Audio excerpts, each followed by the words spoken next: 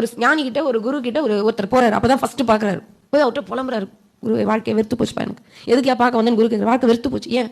ஒரே கடன் தொல்லை, ஒய்ஃப் சரியில்லை, இல்லை பையன் வச்சுக்கோங்க, ஒய்ஃப் சரியில்லை, ஒய்ஃப் பெண்ணு போச்சுன்னா கணவர் சரியில்லை, பிள்ளைங்க சரியில்லை, ஆஃபீஸில் பிரச்சனை, சொந்தக்காரங்க சரியில்லை, எங்கப்பா எனக்கு ஒன்றும் வாழ்க்கையே பிடிக்கலையா, புள்ள பேச்சு என் பேச்சு பிள்ளைங்க கேட்க மாட்டேங்குது, சொந்தக்காரங்க எல்லாம் ஏதோ எதிர்பார்ப்போட பழகுறாங்க, வாழ்க்கை வெறுத்து போச்சியா எனக்கு, வாழவே பிடிக்கல. குரு சொல்றாரு, சரி வெறுத்து போச்சா, நான் ஒரு மருந்து கொடுக்குறேன், அதை நீ சாப்பிடு. அது சாப்பிட்டா கொடுக்குறேன்ப்பா. உடனே நம்ம கேள்வி சாப்பிட்டா. குரு என்ன சொல்கிறார்? ஒரு சின்ன ஒரு குவளை இவ்வளவுதான் இருக்கும், ஒரு 100 ml தண்ணி. அந்த தண்ணியில எடுத்து ஒரு 100 கிராம் உப்பை போடுறாரு. போட்டு கலக்க சொல்றாரு. நல்ல கலக்கு, நல்ல ஒரு கலக்கி இப்ப குடிச்சிருன்றாரு. குரு சொன்னா கேட்கணும்ல, கேள்வி கேட்க கூடாது. எடுத்து குடிச்சான். குடிக்க முடியுமா? உப்பு தண்ணியை குடிக்க முடியுமா? கறிக்குது உப்பு. துப்பிட்டான். என்னப்பா, என்ன குருவே இது, எப்படி குடிக்க முடியும்?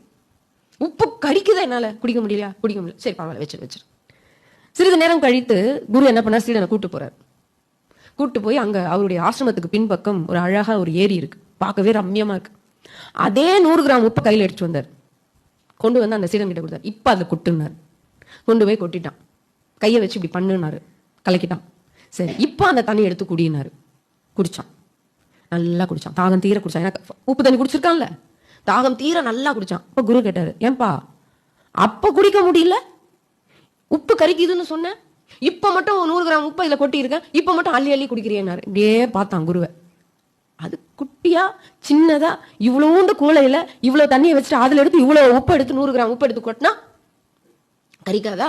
இது இவ்வளவோ பெரிய ஏரி, இதுல 100 கிராம் உப்பு கொட்டினா அது காணாம போயிடும். அப்ப அவர் கேட்டாரு, உன் மனசை ஏன் குவளை மாதிரி வச்சிருக்க? ஏரியா வச்சுக்கோ.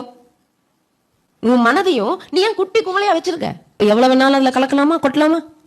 எதையும் தாங்கும் இதயம் இருந்தால் இறுதி வரைக்கும் அமைதி பெறலாம்.